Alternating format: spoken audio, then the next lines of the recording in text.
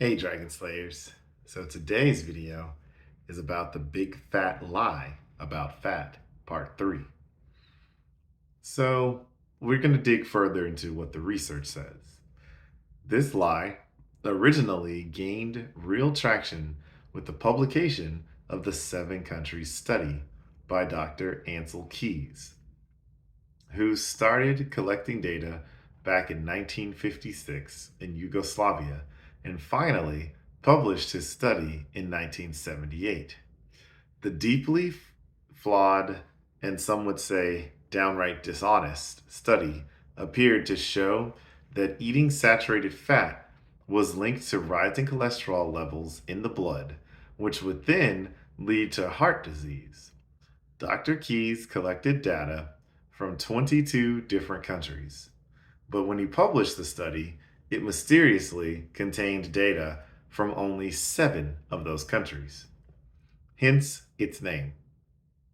Are you wondering why Dr. Keys didn't publish his data from all 22 countries? Can you guess? The reason, I kid you not, was because the data from the other countries showed that eating fat either had no effect on the rate of heart disease or actually protected the eater from heart disease. So the data from these countries was intentionally left out. And suddenly, every expert, even the federal government, was telling us that saturated fat had been proven bad for our hearts. So, why did the government get involved, you ask? Dr. Keys had received grants of $200,000 a year from the U.S. Public Health Service. Evidently, they needed to show some results after spending all that money. It quickly became clear to doctors in the United States that unless they wanted to be laughed at, left behind, or worse, they had better climb on board the eat low fat, cholesterol is bad train.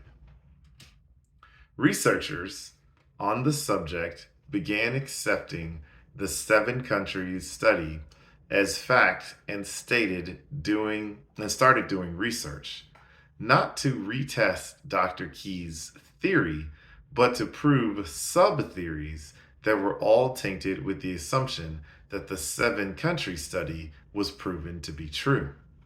These studies did some suspicious things, like lumping saturated fats and trans fats into the same category, which is obviously flawed, that provides meaningless conclusions when it comes to human nutrition.